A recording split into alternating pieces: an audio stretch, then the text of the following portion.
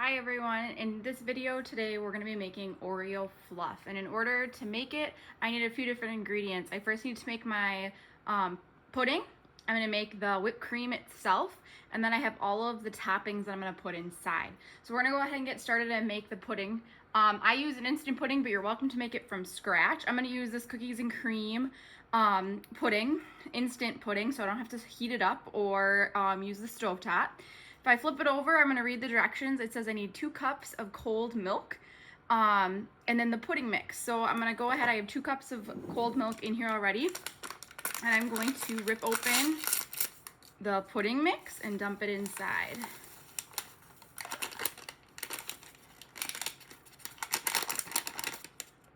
And I'm going to make the pudding first, so it gives it a little bit of time to heat up. You could always make the pudding ahead of time, but you wouldn't have to. You just want to make sure you give the pudding enough time to thicken. And on the box directions, it says pudding will set in 5 minutes. So we're going to refrigerate it once I've gotten it all mixed together. I want to make sure that there's no, chunks other than the cookies, but we don't want any dry ingredients at the bottom. And one way to prevent that is to put the dry ingredient into the liquid ingredient. So if we look, that's pretty good. I'm going to give it a tap, and I'm going to go ahead and put this in the refrigerator so that it can set.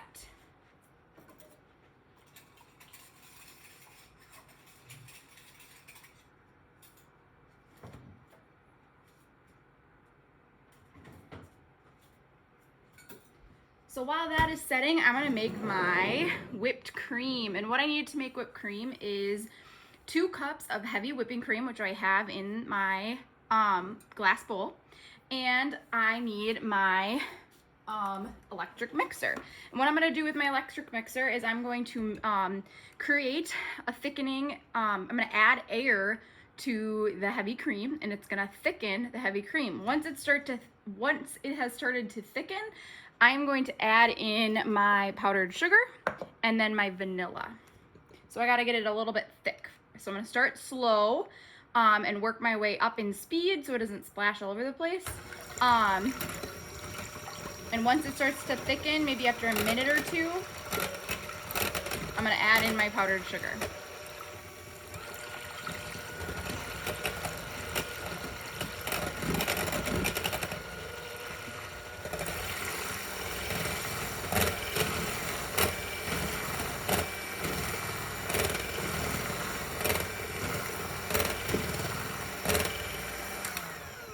So just after about 30 seconds of measuring, you can see on the side of the bowl, it's a hard angle, but you can see that it's already doubled in volume. So I want to keep going until it's just maybe 6. I started with 2 cups, maybe 6 cups, and then I'm going to go ahead and add my powdered sugar.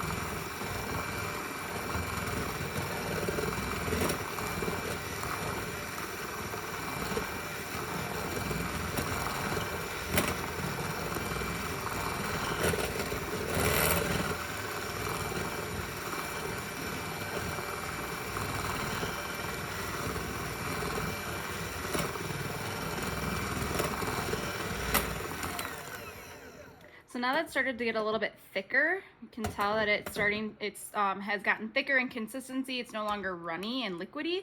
I'm gonna add in my powdered sugar, and powdered sugar instead of granulated sugar is going to give it, keep that fluffy consistency without introducing that grainy substance of powdered sugar. And then I'm gonna add in my vanilla extract into my frosting. And I like to make my own frosting, but you're welcome to make your own, purchase some pre-made or use Cool Whip. It's faster, but I just think homemade frosting tastes better, and it's super easy to make. It takes 3 ingredients and just a little bit of time. So I'm gonna add this together.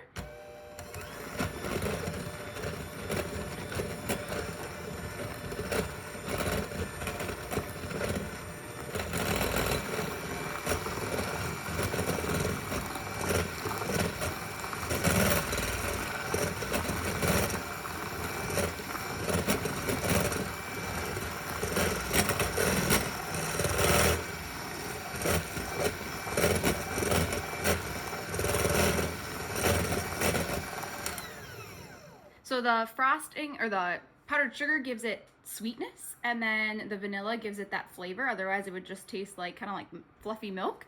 But you can see as I'm mixing, it's starting to get thick. It's not quite to that whipped creamed thickness yet, but it's almost there.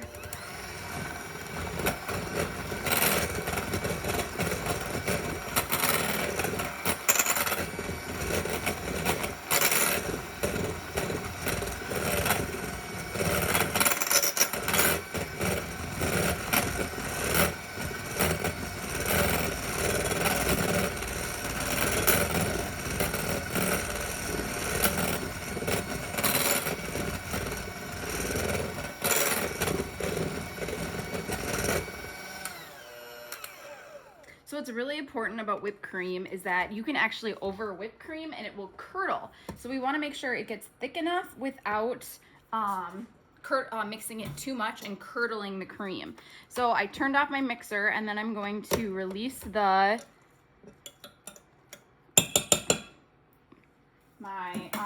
blender so that I can, so it's nice and thick and creamy, so I can clean that off. And now I'm gonna get my pudding out, and hopefully my pudding has set. So in the time it has taken me to make my whipped cream, my pudding should have set. So I didn't just have to sit around waiting for my pudding to set nice and thick, because I had something to do. So I'm gonna add my pudding into my whipped cream. And I do this by folding. So the whipped cream, whenever you add something heavy into a light and fluffy ingredient, you have to fold it. And that's in a down, over, up motion. And this does take a little bit of time because it's not just like stirring. But what's important is that you do this, because otherwise your whipped cream will lose all the air and you will have runny fluff. And fluff, just like its name, wants to be fluffy and light. So I'm gonna go ahead and take a scoop of pudding. I'm gonna add it in, probably half. And then all I'm gonna do is I'm going to fold up and over.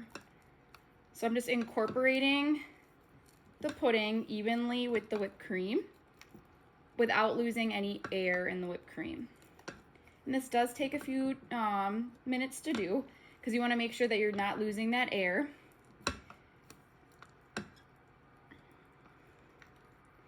So you don't want to stir. You don't want to go like this, because then that air that you worked so hard to put in that whipped cream, it'll deflate and you'll have liquid. You'll get that heavy whipping cream back. So we're pretty good. We don't want to overmix it, because I still have another half of my pudding to add in. So I'm going to pour in the rest of my pudding,